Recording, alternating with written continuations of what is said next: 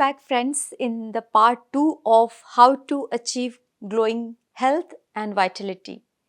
Welcome back, Aditya ji. Hello, Kavita. Nice to be back again. In the previous episode, we have discussed so many things about health and right food, Rajasic, Tamasic, and mainly Sattvic food. In this episode, we will discuss about the right posture of meditation and the impact of meditation on health and the music, why music is really important, how meditation play role on health for children, for adults, for old citizens. So friends, welcome back one more time, Aditya ji. Here I want to ask so many other questions on meditation, which is the key and pillar of spiritual life and normal life also. So what do you say about meditation, the breathing technique, and how should be the posture when we meditate? Well, my teacher, Swami Kriyanandaji, used to say, meditation is my first love. And I would absolutely agree with him. And I think anyone who has meditated with sincerity, has that eagerness to go deeper in it, I think sooner or later is going to say that. You know, there was a monk with Paramhansa Yogananda, and one day he was feeling very restless and he didn't feel like meditating, and it happens sometimes. So he told Yoganandaji, Sir, I really don't feel like meditating today. And Yoganandaji said, It's okay. He said, You go and work in the garden today. I'll meditate for you, which is also a very interesting subject, how a guru can help you in so many ways. He said, Today I'll meditate for you, which is to say, maybe one way to think of it is, I'll give you my good karma of meditation. But then, as the monk was going, Yogananda said, But remember, today you are not able to sit in meditation long enough.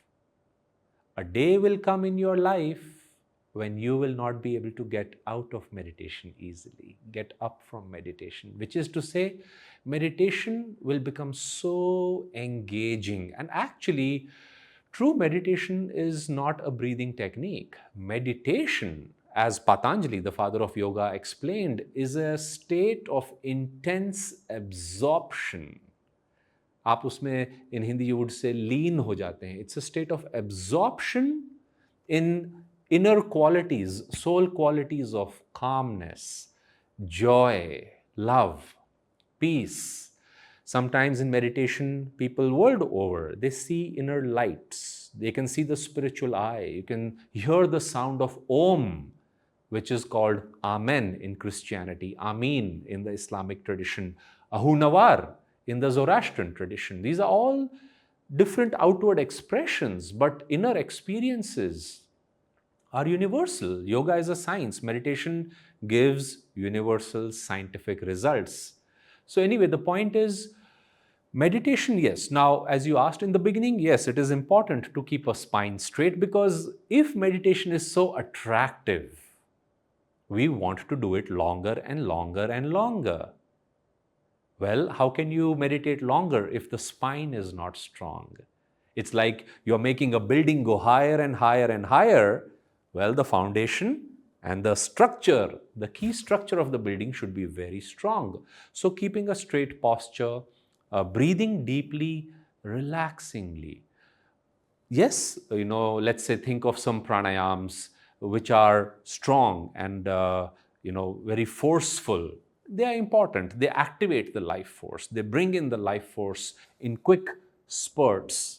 But generally, pranayam is a good starting point. Again, if you see Patanjali's sequence of how the consciousness evolves, it is yam, niyam, the attitudes primarily, then asan, how you're sitting for meditation, straight spine, relaxed body, no muscle moving, he said. In a higher state, that also happens. Deep relaxation comes over, muscle movement goes away. Then he said pranayam, starting with the breath, but then controlling the inner prana. It is the inner movement of prana in the spine that leads to the outer breath. Just to explain it briefly, when we feel happy, we are like, wow. And when we get sad news or we are dejected, so the yogis, through their experience, and all of us can experience it, when the energy moves up the spine, we inhale and the energy can go out. So, anyway, the point is pranayam is breath control, which should lead to inner energy control. Then there is pratyahar. Pratyahar is interiorization of the mind. When you're closing your eyes and you're focusing on the inner currents, naturally the mind is interiorized. And especially if you focus at the spiritual eye, let's say you feel peace over there. That pratyahar leads to dhyan, dharana. Dharana is concentration. Dhyan, next stage, dhyan is absorption. Absorption, like Christ said, the peace that passeth all understanding. It's not an ordinary peace. In the beginning, it's like that. Then deeper peace comes, and then a very deep divine peace comes. In Hindi, you said shanti, and that peace, you are absorbed in that peace, in the inner light, in the joy, in divine love. You're absorbed. So that absorption is meditation. So true meditation starts when the body is relaxed, when the breath is sort of, you might say, out of the way. Because as long as you're breathing, actually some yogis will say, as long as your heart is also moving too much, you're not really deep in meditation. But I would say by and large, you can say that when you start feeling joy and you find yourself more and more attracted and you feel like spending more time over there, that is true meditation. And we spend longer and longer periods of time over there. It actually becomes easy also because you're in a very attractive place. It's like you see a rainbow. You don't say, oh, it's a rainbow. You just say, wow. So you forget what you're doing and you look at the rainbow. You look at a peacock with the feathers open. You're like, wow. So it is with meditation. You say, wow, this is beautiful. It's happening inside now. And prolonged meditation, dhyan, leads to samadhi by the grace of Guru, by the grace of God, by sustained efforts. So, sorry, it's a long answer to your question. No, it's really very much deeper. Yeah, the spine and breath has to be prepared to take us deeper into meditation. Right. So I wanted to understand here breathing technique also, but before that, could you please tell more how meditation impact health, and especially for different age groups? Why children should meditate? Why adults should meditate, and how it impacts old citizen people? Yes, that's a very good question. First of all, meditation again has universal benefits. Why should, let's say, a student or a child meditate? Well, it teaches and it brings emotional control. It develops concentration, observing the breath, repeating any mantra with the breath. Yogananda ji taught a technique called Hong Saw, very ancient technique, and how to practice it with each breath. So those things can help us develop concentration and such.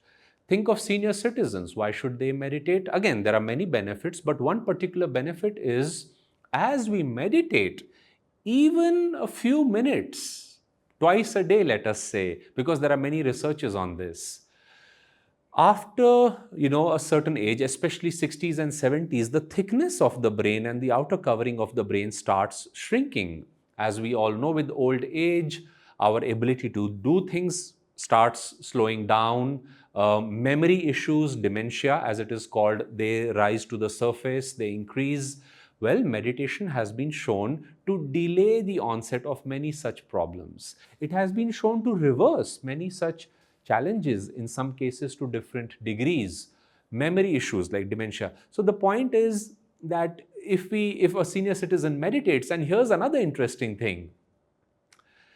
Till about 40 years ago or so, it was thought that new brain cells or neurons are not produced in the body after childhood or the first few years of life. Now we know. I interviewed, 4 years ago, Dr. Andrew Newberg, one of the world's leading neuroscientists and neurologists. And he told us, he's written many New York Times best-selling books. He told me and my friend, Dr. Amar, we were interviewing him. He said, even at the age of 90, new brain cells and neurons are being produced in the body. But it's like a muscle. Are you using your brain in that way? Are you doing meditation? Are you learning a new language, a new instrument to play, musical instrument, and different things like that? So meditation has many benefits. Now, these are just physical benefits. Another one is, let's say, it calms the heart rate, the breath rate. Let's say you go to sleep and you're breathing. When people have a nightmare and they wake up, their heart is fluttering, breath is very fast, and naturally they woke up. They didn't enjoy that experience because it was disturbing. But if you go in deep sleep, you breathe sometimes 4 times a minute instead of 18 times a minute when we do in a normal waking state. Well, in deep meditation, frankly, people sometimes breathe 2 times a minute. Or that state called Vishwas, Bina Shwas, Vishwas Avastha. You don't breathe for 3 minutes, 5 minutes, hours. Yogananda ji, as a little boy, used to meditate for 8 hours. He used to practice Hong Sau and again go into the breathless state. And there is deep rest because true meditation, he used to say, where motion ceases, God begins. So breathing is also a movement. So if the breath rate, heart rate slow down, the body actually regenerates, heals itself in many big ways. So those are physical benefits. Then there are emotional benefits that come by more activity at the front part of the brain versus the hind brain, the limbic system, the amygdala and such. Emotional regulation happens. And anyway, one could go on. And then there are spiritual benefits that come. That is why people, you're a Buddhist, you're a Christian, you're a Hindu, whoever you are, when you really want to commune with God, people find themselves going into deep states of meditation, of silence, of stillness, not enforced, spontaneous. So those are spiritual benefits, self-realization, God realization. Those come through meditation. Very beautiful. Earlier, Aditya ji, you were mentioning about the posture and you told a bit about breathing technique. Could you please elaborate more about these two things? Yes. So let's say, there was this study done, I believe, in the University of Chicago. My friend Dr. Amar presents, does a presentation on that. There's a slide he has on that. And they found that simply doing diaphragmatic breathing, which happens from the belly area, belly breathing as it is commonly called, can reduce stress and anxiety in people who are feeling those symptoms in an excessive manner by 40%. So how does that happen? Well, the autonomic nervous system in our body, which is autonomic means think of it as automatic. Let's say when you're sitting, heart rate is slow. When you climb stairs, heart rate is high. If you see a tiger in the room right now, heart rate will be really high. But when that tiger or fire or something goes away, heart rate will be again back to normal. So what's happening is our body has a system of increasing heart rate, breath rate, vision of the eyes, glucose secretion in the body, adrenaline secretion in the body, so that we can do things, overcome the stress, but then we have to come down to a normal homeostasis, as it is called, or baseline situation. So when we are breathing in a very relaxed way, they have found that we more easily come into that relaxed state. And what happens is it becomes slowly your second nature. Now, it is not that you cannot handle stress. Actually, you can handle stress very effectively because you're calm. I mean, I'll give you the example of fire and Swami Kriyananda. I mean, one time in 1976, he had a community that was going where, just like actually California is facing fires right now, in 1976 in California, Kriyananda ji had a community where a fire had come and destroyed 21 out of 22 homes. And he was away, he was in a semi-seclusion and writing, and he came out and he met people. And imagine your entire 500, now 800-acre property, I don't know how much land they had then, it was all charred black. And he said, well, his first thought was, okay, everybody, what are we going to do about this? And people said, how could he be so calm? We had lost, and he had also lost everything over there. But he said, why react? You have to know the problem. Think of a doctor in the emergency. You know the problem. You know somebody has an accident case. You know you should act right now, stop the bleeding, do whatever you have to. But why get emotional about it? When you're calm, you can actually see the right direction in the midst of a lot of chaos. So that is another benefit that comes, not getting into the stress response, reactive response, but responding. So breathing has those benefits. How does one do it? Keeping a straight spine, like I said, because a bent spine does not allow for deep breathing. There's another wonderful pranayam called, and I can share the link with you, you can put it in the description, where it's called Dirgha Pranayam, full yogic breath. That let's breathe from the belly, lower, middle, and upper part of the lungs, and then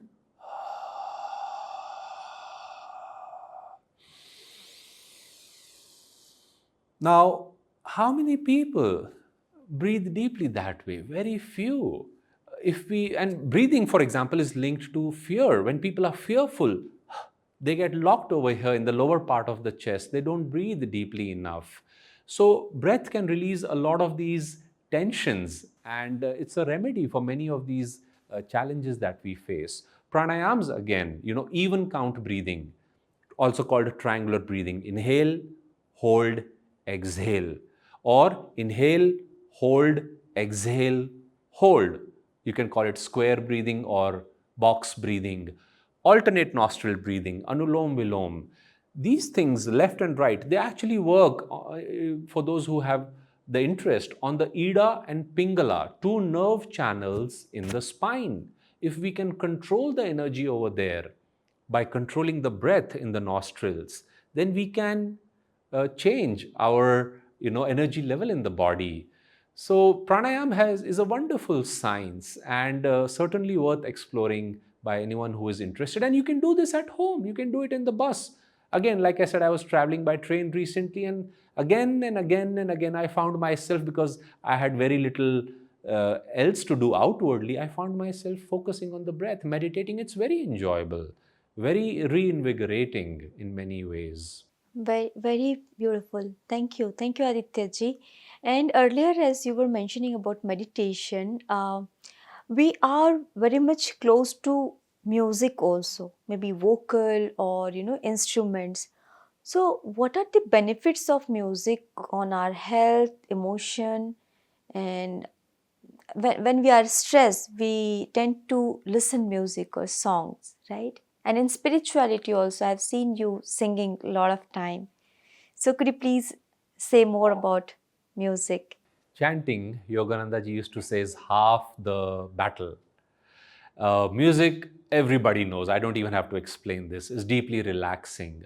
One thing to be careful is, what kind of music are you listening? When people are in a low mood, they sometimes listen to that kind of music. When they are angry, let's say, they'll listen to an angry song because it's saying the same language which they are feeling. But friends, that's not helping us, because it's reinforcing that. Much better to use music as an antidote, like a medicine. So if you're feeling restless, play soothing music. If you're feeling heartbroken, play a music that will strengthen or open or expand your heart. And these things are possible. Spiritual music is written for that purpose. Om, like I said earlier, Om, Amen. It's the structure of the universe, spiritually understood. And when we align ourselves with Om, through, in the beginning, outward repetition of Om, but in deeper states, you can listen to the Om sound in deep meditation in the right ear. That leads to oneness with Om. That brings healing to the body. Chants bring healing to the body. Deep relaxation. People who have insomnia, hypertension, restlessness, anxiety. Music therapy is again known worldwide. Listening to good music, playing a musical instrument, singing that music. And actually, while we're talking about it, why don't I play one or two pieces, right here. Yes, yes, I would love to listen. And yeah, it's just one of the things I enjoy doing very much at home myself.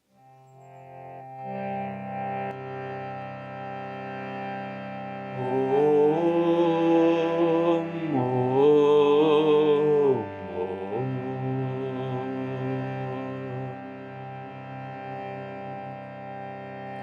So let's sing Om just a few times. I'll invite you, friends, to sit up straight away from the back of a chair and just close your eyes. You can sing with me loudly the simple word of Om, or you can repeat it in your mind. You can also try this. You can repeat this mantra of Om at any part of the body where you might be feeling some pain or tension.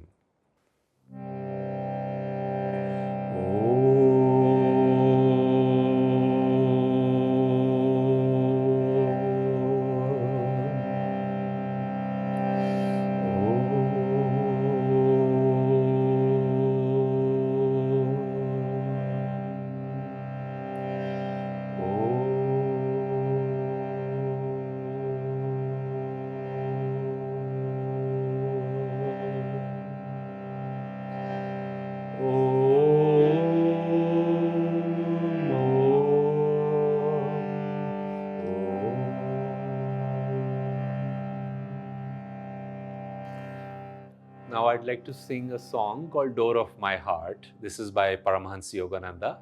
And he took this theme from Rabindranath Tagore, I believe. And beautiful chant. Let's sing it just a few times and try to feel this opening and strengthening your heart.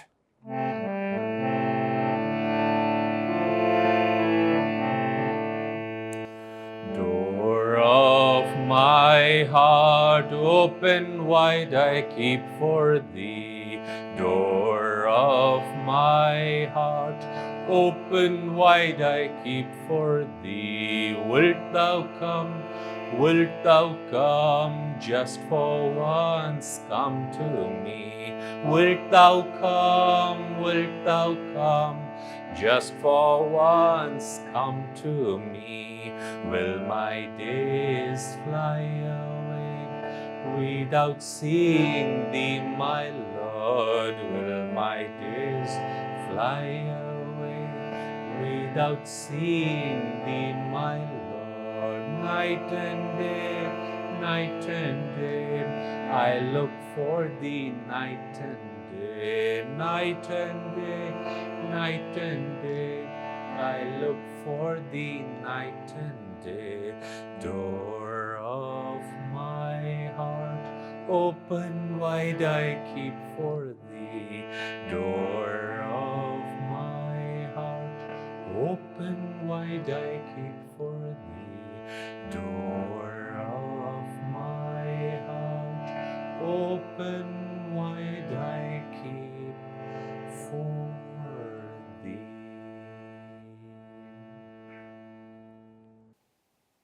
Wow, divine. And you can see it's just its own language, brings so much healing and soothing. What do you think, Kavita? How was that? So beautiful, so beautiful. Like I just forgot everything else around. Back off in my mind, I was thinking that yeah, I have to get in the editing part and all, and after listening you, I was completely now in the present moment. Thank you. Think of playing an instrument. This is some of these chants, they're very easy to learn. We have them on YouTube. In different centers we teach them, very easy. I didn't have a musical upbringing, but you take an instrument, you learn some basic chants, and it's very easy and a wonderful tool for healing. Yes, earlier in every family also they used to have a harmonium and they never used to learn from outside. Once we start learning, we can do by ourselves also. And it has very, very deep healing energy when we, involve completely. I feel personally. Thank you, Ji. No, absolutely. Absolutely. You can, for example, take an affirmation. and put it to music. You can take a prayer and put it to music. And frankly, we don't even have to do it. It has been done through many songs of Yogananda, Kriyananda. And when we sing those again and again and again and again, it's like going to a gym. You're developing muscles over there. Here you're developing devotion, stillness, relaxation. And it's a very good practice to go deeper in meditation. So, music just is, there's so much one could say about music. And people have this, complaint that we don't get time, but I think it's matter of choice. We have a lot of time rather than scrolling for an hour. Aditya ji, you were mentioning about affirmation. So, what does it really play a role, the affirmation? How can we, uh, you know, uh, bring positivity and we can manifest something in our life with the help of affirmation? Yeah. Yeah, again, affirmation is one of those things, friends, we may not know the term of it or the name, but forever people have been using affirmations in a positive or a negative way. For example, well, I don't think I can do this. I don't know if I can do this. Yeah, I'm really tired. You ask some people if they can help you. They're like, well, that's how they start each time. Well, let me come back to you. It's like their affirmation is, I don't have energy. I cannot do this. How many times do I have to tell you that? On the other hand, you meet some people and you say, hey, can you help me? They're like, oh yeah, sure. Just give me 2 minutes.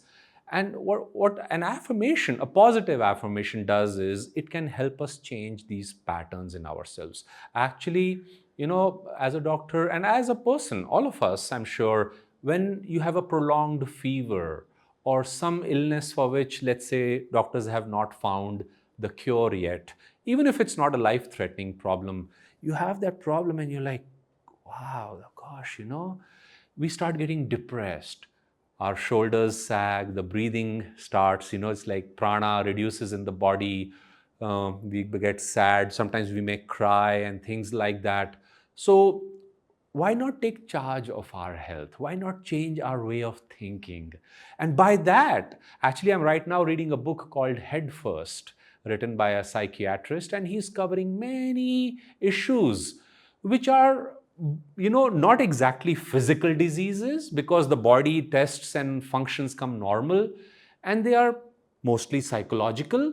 But the point he's making is, aren't all illnesses partly psychological and partly physical? Hypertension, for example, there are so many causes why somebody could have high blood pressure. It could be diet, it could be exercise, it could be stress, it could be something genetic. So the point is, if we work with affirmations, something positive, and for example, I have an affirmation over here on good health, and that affirmation is, my body cells obey my will. They dance with divine vitality. I am well. I am strong. I am a flowing river of boundless power and energy. When you repeat a statement like that, you start feeling that. Now, in the beginning, you may say, well, I'm not really a flowing river of boundless energy, but your spine is like that. In a higher state of consciousness, you and I, all of us can experience that. It is enough that a yogi, Swami Kriyananda ji in this case, and many yogis have experienced that. And what they are saying is, if you repeat that high truth, you can also become like that. It's only a matter of time. So take an affirmation, make your own little affirmation, and when you repeat it positively, within me lies the energy to accomplish all that I will to do. Behind my every act lies God's infinite power. My goodness, after 2 3 repetitions, you will start feeling that energy, you will start feeling that power. So affirmations change our brain grooves, they change how we think about things, and when our thoughts change, then how we act, how we speak, how we change our habits, all of that starts changing for good. And then suddenly you find yourself on the road of recovery from health and other issues. So, this is a beautiful book of 52 different affirmations. Kriyananda ji talks a little bit about the topic, good health, let's say, a few paragraphs. then there's an affirmation, and then there is a prayer, because we are all part of a larger reality. And when we pray to that reality, when we get close to that reality, we find recovery from many challenges, disharmony, disease. Disease also means dis-ease. All of these things start resolving the more we get closer to God, to the Creator. So it's a beautiful yogic practice also. It's a scientific way to apply that teaching of affirmations in our life for healing ourselves. So, do we do affirmation in chanting also? What is chanting and affirmation? What is the relation between these two? So let's say we have an affirmation, and we are repeating that affirmation. That's what we do. We repeat it in a loud voice, normal voice, whisper, and then mental repetition of that. And you can do it as many times in the day as you like. Well, if we are repeating something, why not add music to it? Because music brings rhythm, and music especially involves the heart's feelings. Again, the chitta.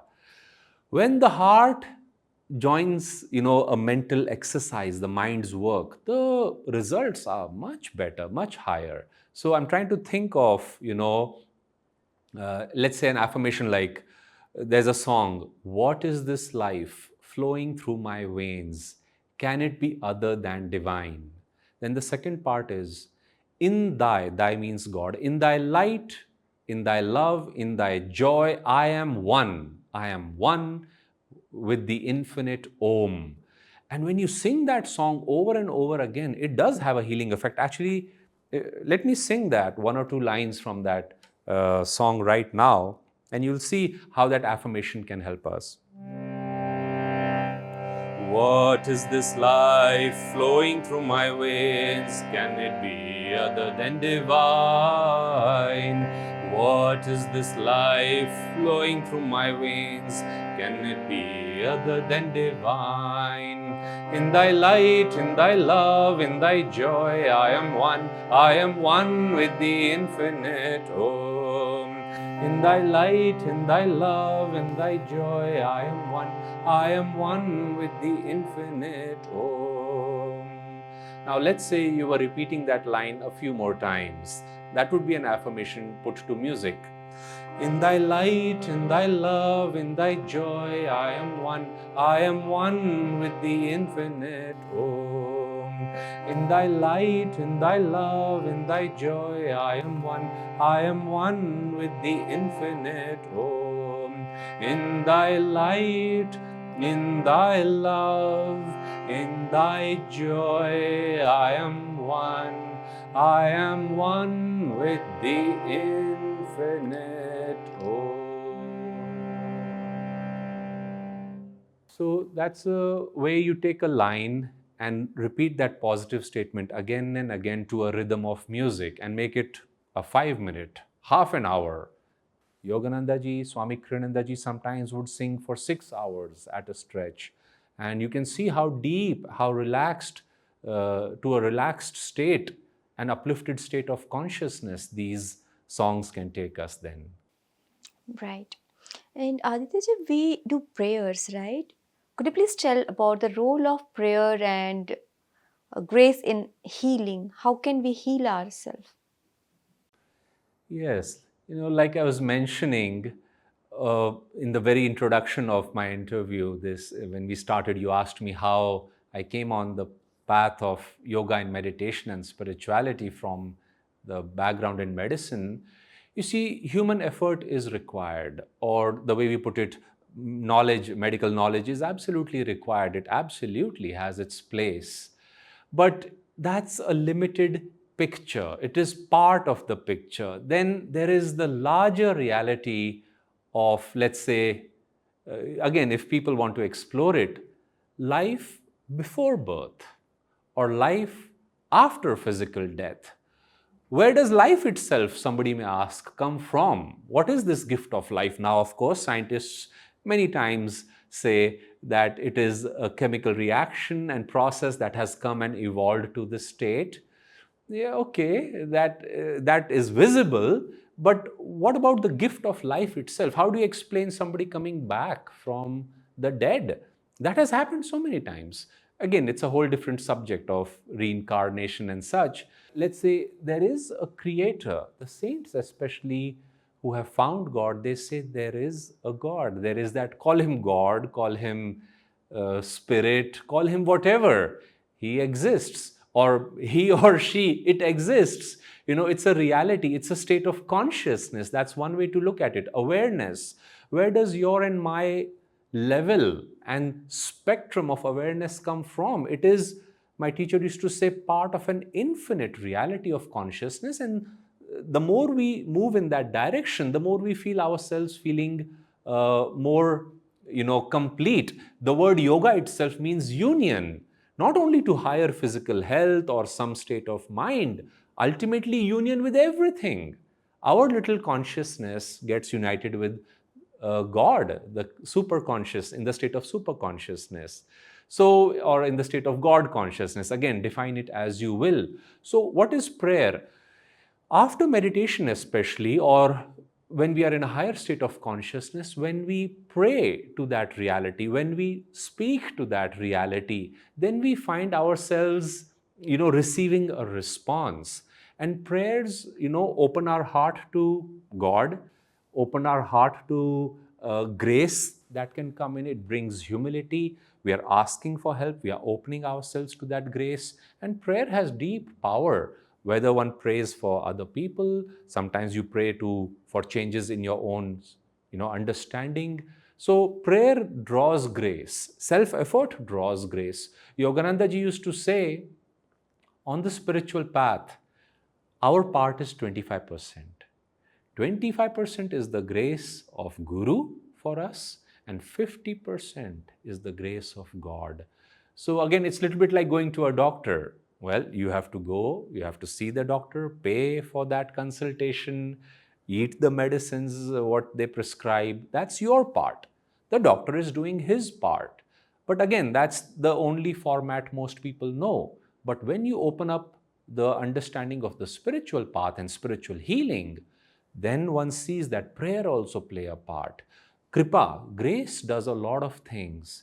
And it's not like God is partial. But when we raise ourselves, then grace comes more easily, because it's like you opened the curtains, that is your self-effort, and then grace comes in through the window like the sun rays. The sun is shining equally for everybody. But if you say, well, I don't think the sun is out there, I will not open the curtains. Well, how will you ever know if it is there or not till you open the curtains? So we open our mind, we are ready to experiment, we are ready to open our heart, and then we see that, oh my goodness, grace was always there. I never explored it. So those are the teachings of the saints. And again, in Autobiography of a Yogi, friends, you can find so many stories, and universally also. These are principles of spiritual healing. They happen even when somebody does not believe in God so much, but they pray and suddenly something happens, some idea comes. And what is that? There is a power that is helping everybody if we ask for that help in a certain way or approach it in a certain way. Beautiful. So that is universal law. If we vibrate more, if we, if we raise our energy, our vibration, we tend to get all those things. Here you mentioned one thing very, very beautifully. You said God is not partial. The question is little personal. I want to understand, what is your belief in karma, and what, as we say that what we do, we get the same result. So many people, they point out to people that because of you this thing happened to me, or if they don't get anyone, then they directly blame to God that Why did you do it? Why did God do it? Karma, again, is a big subject, but let's simplify it. Yogananda ji taught that, again, something the scriptures also confirm, that when God created the universe or became the universe, you see, whenever you create something, you have to set it into motion. And creation, the very act of creation, means there is an up and a down. It vibrates, it's in a movement. So that movement is You might say that's where karma begins. Inhalation, exhalation is karma, the yogis will say. When you get very emotional, and sometimes people do some very harmful things for others and themselves when they are angry or jealous or very anxious. They harm themselves and others and they create karma. Now, what has happened? If you are calm, there is no karma.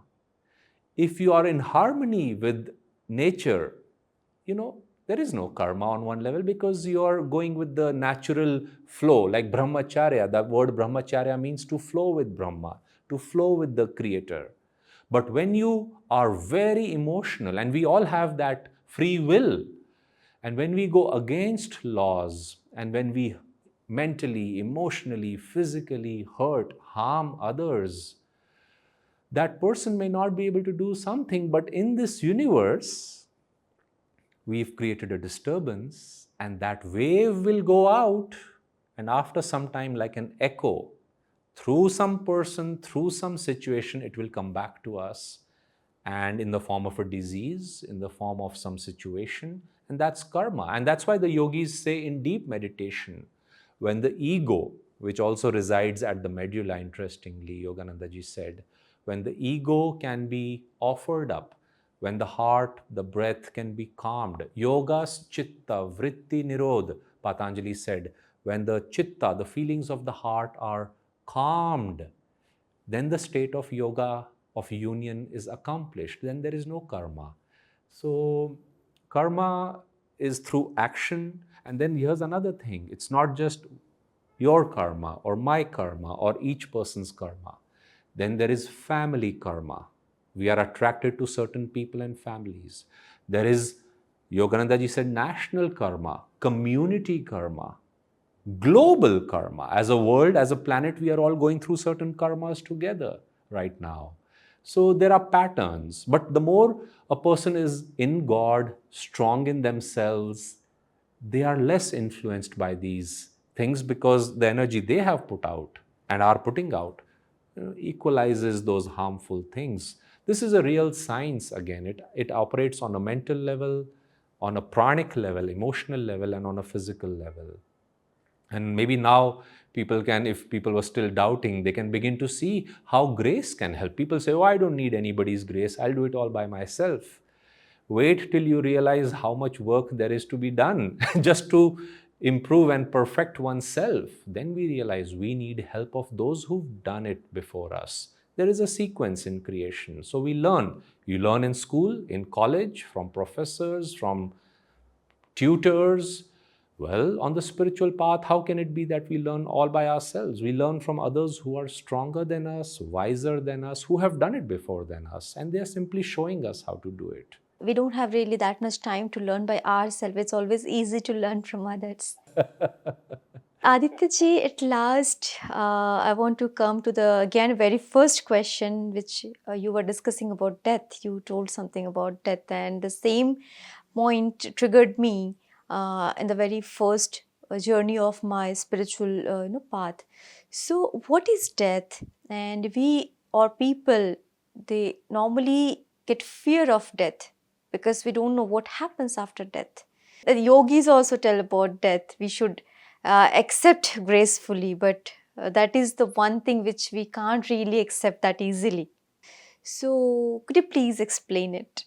Oh, yeah. So, the way Paramahansa Yogananda ji defined death, I'm paraphrasing him, is you see, the senses give us a lot of feedback. And when the senses start shutting down, and when prana leaves the body, that state is called death. But remember, it is death of the physical body. Then there are astral and causal bodies. And not, when I say then, it does not mean then they start. They are always there. We operate, the soul, when it comes into creation, it comes through a causal, astral, and then into the physical body. So the death that most of us talk about, we are talking of the death of a body, that this body will never talk to us. We are burning it, cremating it, burying it. We will miss that form of the person. That is true. but the person themselves, like Yogananda ji, his body is buried in Forest Lawns Cemetery in Los Angeles. And somebody was once in front of his crypt and they were feeling very sad. And suddenly they felt Yogananda tap them on the shoulder and he told this nun, I'm not in there. And it was so, it's the resurrection of Christ, when Christ came back after 3 days of dying. And in India, many, many yogis have shown. They stay underground, underwater for weeks. They have come back after their death to their disciples in dream, in meditation, in physical form many times. Yogananda ji's own guru and Yogananda ji himself has come to many people in the physical form after his passing. People have seen him. So the point is, it is the cessation of activity and life force in the physical body. But then we go, the soul is taken to the astral spheres. We stay in the astral world for some time depending on our karma. Then we come back into a physical body, and this journey goes on till we find, liberation, moksha, freedom in God, till we become a saint, at least a Jivan Mukta, somebody who's freed from ego. So it's a beautiful journey, and it brought me so much comfort when I learned from Autobiography of a Yogi that death is not the end. Because you sometimes say, well, why am I even doing what I am doing if death is going to come? No, every thought, every activity leads to one step higher in the ladder till you say, done, I've done all my karmic duties, now I'm going into God. That is the direction for every soul. As yogis, they take samadhi or they prepare far before. So it's not a sudden death. And even for normal people also, it's not a sudden death. We always consciously or unconsciously we prepare ourselves. So can we prepare consciously? Absolutely, we can prepare ourselves. Just 3 days ago, I was in Delhi with some devotees, and it turned out that this devotee, his grandparents' house was just a few kilometers from my grandparents' house. And so we started talking about the villages, but then we started talking about the saints over there and the miracles that happened. And, people not only prepare themselves for death, the way we transition into death, the way, again, remember that ancient line, Unhone pran tyag diye. To tyag means he or she surrendered the prana. Surrender is when you give it yourself. So when you have so much control, complete control on your prana, which is life really. When prana goes away, it's like electricity out of a bulb. When electricity goes away, the bulb is not very attractive. And if you've seen a dead form, I know a girl in Pune, when she saw her father's dead form, she told me, I was comforting that family, and she said, no, I know, when I saw that form, I told my mother, daddy is not in that body. So I said, you're very wise that you could frame it in such a way. She said, yeah, I saw the body, but that was not my daddy. My daddy had left the body. I could feel it. So the yogis prepare. There are techniques for that. There are actually pranayams for that. There is a higher kriya that Yogananda ji would teach, by which not only him, but it's a very ancient practice, kriya yoga. People can consciously leave the body. And then this friend of mine was telling me in Delhi how his Nanaji, and I was telling him about my mom's grandmother, who had interestingly predicted when they would leave their body. So earlier people had that awareness that, okay, it's like battery in your phone, shall I say. You can say, okay, it's 80%, 20%, 3%. When it's 1%, you start telling people that, I'm leaving. And people can pinpoint the moment they will leave, which is how these two stories between me and my friend were being exchanged. So a yogi can easily, again in autobiography, you'll find many stories. The moment of death can be predicted by yogis who are advanced. And we all can, through practice, learn that. And then on a more practical level, why create karma? Why increase our karma? Why not resolve the karma? That is the preparation for what my guru Kriyananda ji used to call, why not prepare for the final exam? And that's a very interesting thing, when the final exam comes, in the beginning you say, oh, I have 1 year, Then you say, oh, I have 8 months. Oh, 4 months. 2 months. I'll do it in the last month. Well, if you fall ill, if something happens, then you say, oh my God, why didn't I study before? So death is like that also. It can be the portal to eternal life. Why should we find God? Why should we seek liberation and salvation? Because finally we will go back to the source of life. Really, it's not imagination. That's what all the saints have unanimously confirmed. And even as yogis, you experience, oh, my life force is increasing, it's increasing with age and practice. So where is it going? It's taking you to the source of life force, source of eternal life, of which the physical life is a small expression. So anyway, through our preparation, through the grace of God and gurus, and through, like I said, some techniques and practices, and in higher ages, people were doing these things. And we can also learn these practices. Great, great. Thank you. Thank you so much, Aditya ji. So, this program is all about the upcoming program, which is how to achieve glowing health and vitality. So, could you please tell something about this program? And you will be the key person and a speaker in this program. So, where it is going to happen, and what is the whole plan and agenda of this program in Hyderabad? So we will share the details in the description of this video, friends, the exact address, and we will share a flyer also in this video.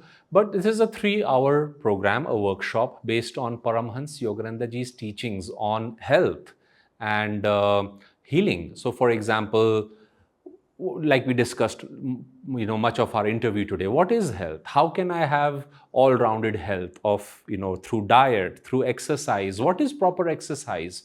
Many times we get into an exercise or exercise patterns which actually hurt the body instead of helping it.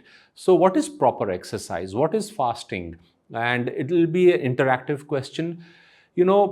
Meditation, yoga, not just for the body and stretches for the body, but yoga to uplift your consciousness. We will make it practical and experiential. We will practice some meditation, some chanting, energization exercises. And then the discussion, even though it's a health class, many times people think, why are we talking about death? It is part of spiritual health. It is a door through which all of us have to walk. When we develop the understanding of what is it, what is on the other side, the yogis actually look forward to death and dying because everything is really happening on the other side. This side is more of a reflection. So anyway, we'll talk about these things and its benefits, and it will be individualized. There'll be Q&A and happening, and I'll be doing a PowerPoint presentation also and sharing some details. Plus, I'll suggest many books. This is one of the main books where you can read a lot more information and practice it. And then if you need any help and guidance, our team in Hyderabad and I will be there to help you and guide you through that. Thank you. Thank you so much, Aditya ji. Thank you, Kavita. And thank you, everybody, for watching. It was wonderful to share these beautiful teachings. God bless you. So, friends, I know you loved this conversation and the program which is coming on in Hyderabad. Please be prepared for this. And if you are seeker in this journey of spirituality and how to deal our life, how to lead our life, that is the main point. So please register yourself. In the description, we are sharing registration link as well. Thank you, friends. Thank you for watching this episode. Please share with your near and dear ones. Please like, share, subscribe PMC English. Thank you, friends.